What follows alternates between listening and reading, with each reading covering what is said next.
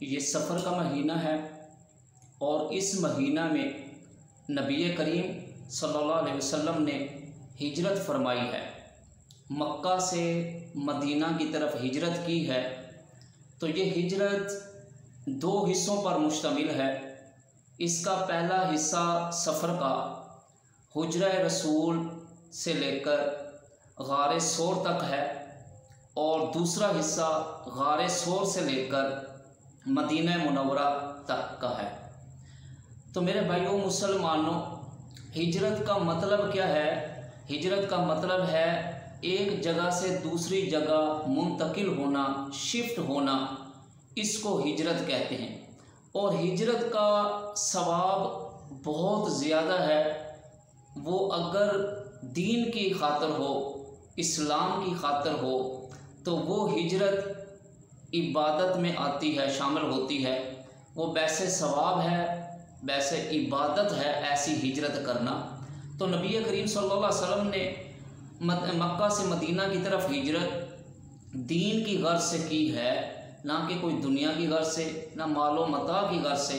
दीन और इस्लाम की खातर, दीन को फैलाने की खातर नबी करीम सल्लल्लाहु अलैहि वसल्लम ने हिजरत फरमाई। जब उन्होंने हिजरत फरमाई तो ये सफ़र का महीना था। इस महीने में आप सल्लल्लाहु अलैहि वसल्लम ने हिजरत का सफ़र इख्तियार किया, मदीने का सफ़र इख्तियार किया। तो जब मदीना मुनव्वरा में पहुँचे तो रबीउल अव्वल का महीना था। तो मेरे भाइयों मुसलमानों, हिजरत करनी क्यों पड़ी, इस चीज़ की ज़रूरत क्यों आई नबी करीम सल्लल्लाहु अलैहि वसल्लम को? कि मुशरिकीन मक्का ने मुसलमानों का घेरा इंतहा का तंग कर रखा था। उन्हें मुख्तलिफ़ किस्म की अज़ियतें देते, मुश्किलात में रखा हुआ था, तंग करते थे, इबादत खुलकर करने नहीं देते थे। तो फिर ये इस तरह जो है अल्लाह ताला ने हुक्म फरमाया नबी करीम सल्लल्लाहु अलैहि वसल्लम को हिजरत का, कि आप यहाँ से हिजरत करें। तो अल्लाह के नबी सल्लल्लाहु अलैहि वसल्लम ने काफ़ी अक्सरा सहाबा को जो है मदीना पहले शिफ्ट कर दिया था, मदीना की तरफ हिजरत का हुक्म दे दिया था कि आप चले जाएं, इंशाअल्लाह मैं अल्लाह के हुक्म से मैं भी वहाँ पहुँच जाऊँगा। तो मेरे भाइयों मुसलमानों, काफरों ने बहुत गहरा तंग किया हुआ था।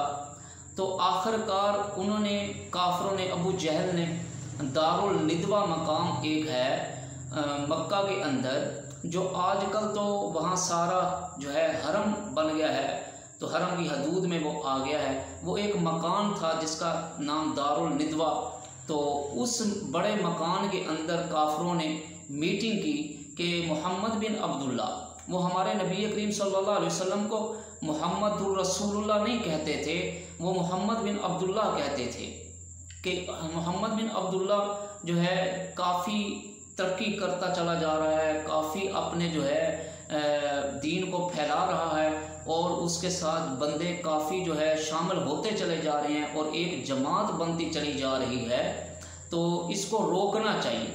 ये उन्होंने वो एक तदबीर की, साजिश की कि किसी साजिश के ज़रिए को तदबीरें करें कि इसके काम को जो है रोकें। तो उन्होंने दारुल निदवा मकान पर एक मीटिंग बुलाई, उसमें काफर सरदार इकट्ठे हुए। तो उस मीटिंग में उन्होंने तीन चीज़ें सामने रखी, तीन राय जो है अपनी मीटिंग के अंदर सामने रखी। और उसमें सबसे बड़ी अहम बात ये है कि उस मीटिंग के अंदर जो है शैतान भी शामिल हो गया। एक सरदार, काफर सरदार की शक्ल में आकर उस मीटिंग के अंदर, उन लोगों के अंदर, अबू जहल की मीटिंग में वो आकर शैतान भी बैठ गया और उन लोगों को, काफरों को कहा कि मैं फ़लाँ इलाके का एक सरदार हूँ। तो उन्होंने कहा ठीक है, आप भी हमारी मीटिंग में शामिल हो जाएं, बैठें। शैतान शामिल हुआ था मशवरा देने के लिए, ताकि मैं इनको मशवरा दूं और मुसलमानों को और नबी करीम सल्लल्लाहु अलैहि वसल्लम को, ताकि जल्द अज जल्द कोई नुकसान पहुँचे। अब मशवरा ये हो रहा था कि मुख्तलिफ राय दी गई। किसी ने राय दी कि उन्हें जो है मोहम्मद बिन अब्दुल्ला, नबी करीम सल्लल्लाहु अलैहि वसल्लम को जला वतन कर दिया जाए।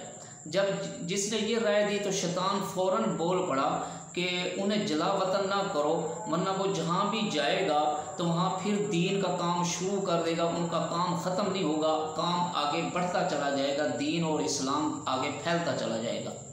ये राय मुस्तरद हो गई। फिर दूसरे किसी ने राय दी कि उनको जो है कैद कर दिया जाए। कैद करके जब लाएंगे, हाथ कड़ियों में जकड़ेंगे, बेड़ियाँ उनके पाँव में डालेंगे और उन्हें एक खुफिया जगह पर कैद कर लेंगे।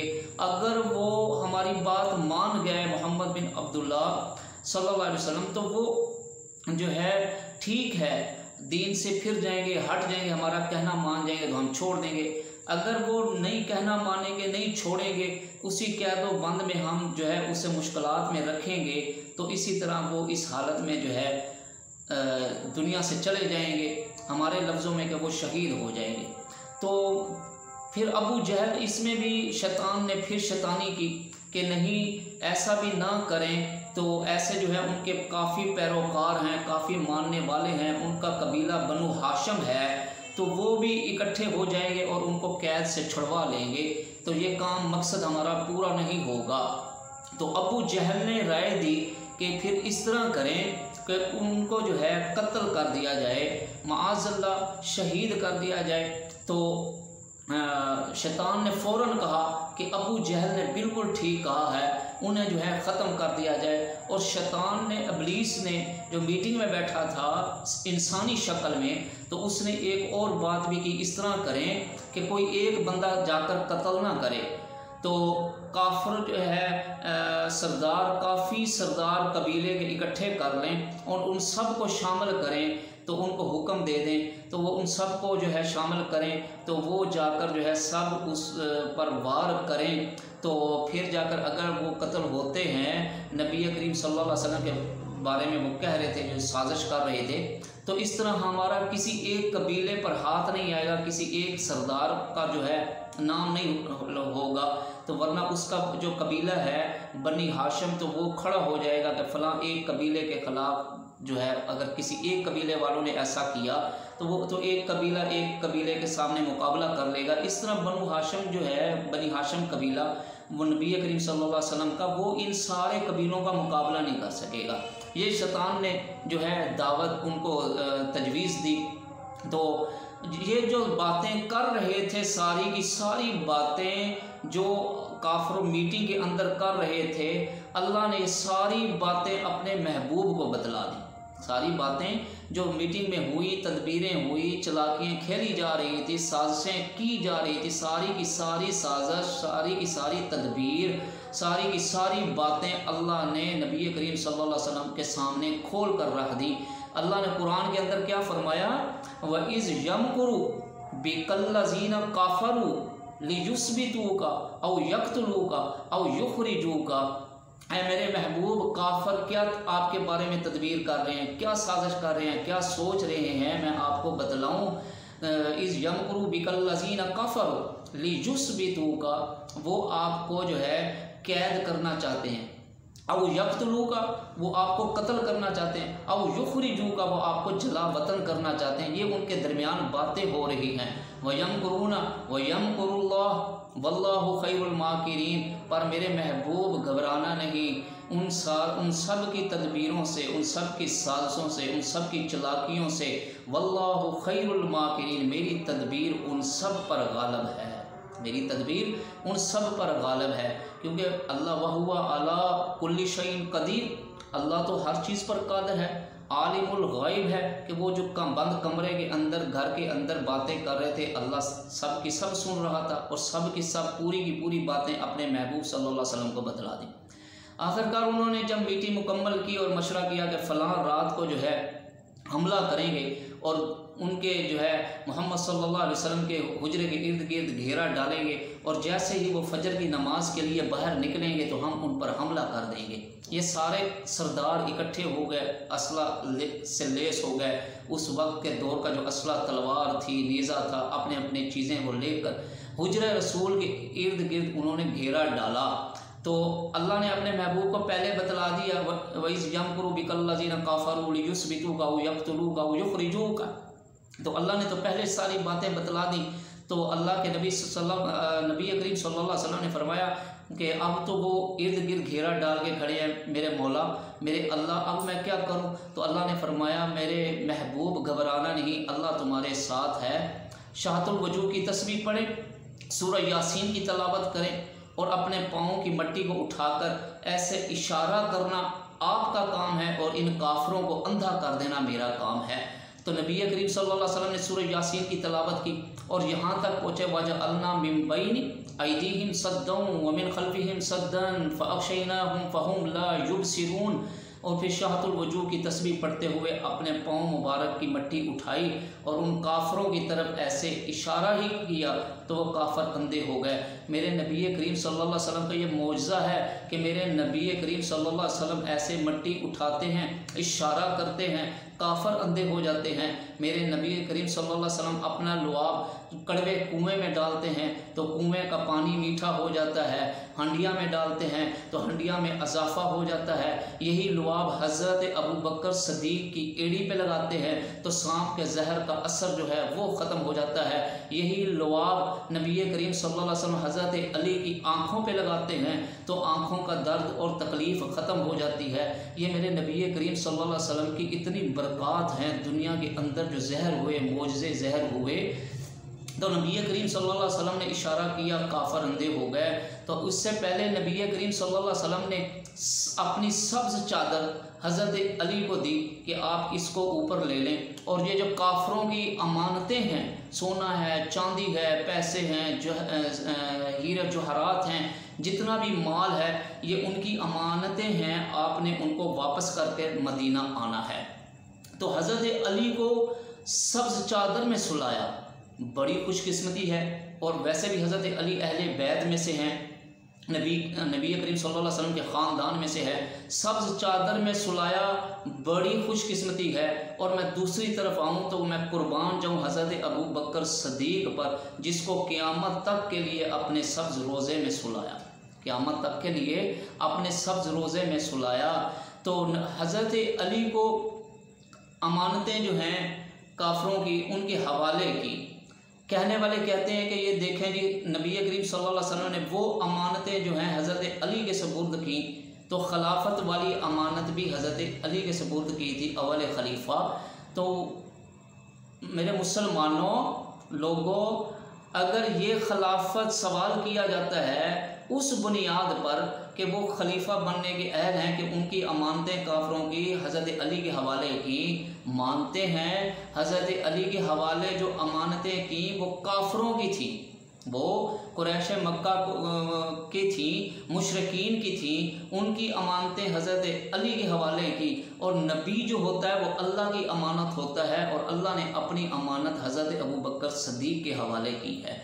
तो नबी करीम सल्लल्लाहु अलैहि वसल्लम हुजरा मुबारक से निकलते हैं, उनको नज़र भी नहीं आता, क्योंकि शहातुल वजूह की तस्बीह पढ़कर जो आपने मट्टी फेंकी तो काफर अंधे के अंधे हो गए, उन्हें पता ही नहीं चला कि नबी करीम सल्लल्लाहु अलैहि वसल्लम यहाँ से गुजर गए हैं। अब जाते कहाँ हैं? हज़रत अबू बकर सदीक के घर जाते कहाँ हैं? हज़रत अबू बकर सदीक के घर। ये इंशाअल्लाह मैं अगले हिस्से में, वीडियो के अगले हिस्से में ये इसका भी बयान करूँगा, यहाँ से सफ़र कैसे फिर इख्तियार किया। हज़रत अबू बकर सदीक का ऐसा घराना है जिसको ऐसा शर्फ हासिल है कि हज़रत अबू बकर सदीक का सारा घराना मुसलमान है, सारे का सारा घराना ही मुसलमान है। ये शर्फ हासिल है हज़रत अबू बकर सदीक को। मर्दों में से सबसे पहले जो ईमान लाए वो हज़रत अबू बकर सदीक थे। और हज़रत अबू बकर सदीक को ऐसा शर्फ हासिल है कि उनका सारा घराना मुसलमान है, उनकी वालदा भी मुसलमान है, उनका बाप भी मुसलमान है, उनकी बेटियां भी मुसलमान हैं और उनके बेटे भी मुसलमान हैं, वो ख़ुद भी मुसलमान है। ये शर्फ हासिल है तो हज़रत अबू बकर सदीक को हासिल है। हज़रत उमर इस्लाम कबूल किया, मुसलमान हुए, पर उनके वालिद ख़त्ताब जो है वो इस्लाम नहीं लाए थे। उनके वालिद ख़त्ताब जो है वो इस्लाम कबूल नहीं किया था। ये बेहद ऐसा घराना है जो नबी करीम सल्लल्लाहु अलैहि वसल्लम की खिदमत में भी लगा रहा। ये भी शर्फ हासिल है कि सारा घराना नबी करीम सल्लल्लाहु अलैहि वसल्लम की खिदमत में लगा रहा। हज़रत अबू बकर सदीक रज़ी अल्लाह ताला अन्हु भी खिदमत में लगे रहे। और ये शर्फ दूसरा भी ये मैंने आपके सामने रखा कि वो सारे का सारा घराना हज़रत अबू बकर सदीक का वालिदैन से लेकर बच्चों तक सब का सब मुसलमान है। और दूसरा एक और शर्फ भी बड़ा हासिल है कि जब मिराज पर गए अल्लाह के नबी, जब वापस आए तो फिर भी सबसे पहले जो तस्दीक की वो हज़रत अबू बकर सदीक थी। जैसे मर्दों में सबसे पहले इस्लाम कबूल किया हज़रत अबू बकर सदीक़ ने, और हिजरत जो है मेराज से जब अल्लाह के नबी वापस तशरीफ़ लाए तो सबसे पहले तस्दीक करने वाले भी हज़रत अबू बकर सदीक़ हैं। दूसरी बात, सबसे बड़ी जो दूसरा शर्फ हासिल है हज़रत अबू बकर सदीक़ को, वो ये है कि हिजरत वाली रात जो सफ़र किया, इख्तियार किया, उसमें साथी भी वो अव्वल जो सबसे पहले साथी बने वो भी हज़रत अबू बकर सदीक़ हैं। तो ये यहाँ से फिर इंशाअल्लाह गारे सौर का सफ़र, गारे सौर में कैसे अल्लाह के नबी सल्लल्लाहु अलैहि वसल्लम गए, हज़रत अबू बकर सदीक़ ने अल्लाह के नबी को कंधों पे कैसे उठाया, कंधों पे उठा के पहाड़ी चढ़े, सफ़र किया, 4 साढ़े 4 मील का सफ़र अल्लाह के नबी सल्लल्लाहु अलैहि वसल्लम को अपने कंधों पे उठाया। ये हज़रत अबू बकर सदीक़ ही हो सकता है जो नबी का बोझ उठा सकता है। हज़रत अबू बकर सदीक़ ही तो हो सकता है जो नबी करीम सल्लल्लाहु अलैहि वसल्लम का नबूवत का, नबी का बोझ अपने कंधों पे उठा सकता है। किसी ने नक्शा खींचना है तो वो खींचे, ऊपर नबी है नीचे सदीक़ है, यूँ कंधों पे उठाया तो ऊपर नबी है नीचे सदीक़ है। अल्लाह ताला हम सबको नेक अमल करने की तौफीक अता फरमाए। हिजरत का सफ़र बहुत तवील बयान है, तो इसका दूसरा हिस्सा और कुछ ऐसे हिस्से आएंगे जो हिजरत का सफ़र है, तो वो इंशाल्लाह मैं अगली वीडियो में बयान करूँगा। जैसे यहाँ तक किया हुजरा रसूल से हज़रत अबू बकर सदीक़ के घर, फिर यहाँ से गारे सौर का सफ़र होगा। गारे सौर में 3 दिन 3 रातें रहे, 3 दिन 3 रातें रहे। क्या शर्फ हासिल है हज़रत अबू बकर सदीक़ को कि अल्लाह के नबी को अपनी गोद में सुलाया है, अपने गोद में अपनी रान मुबारक पे जो है अल्लाह के नबी सल्लल्लाहु अलैहि वसल्लम का सर मुबारक रखवा कर उन्हें आराम फरमाया है। ये शर्फ भी हज़रत अबू बकर सदीक़ को हासिल है। अल्लाह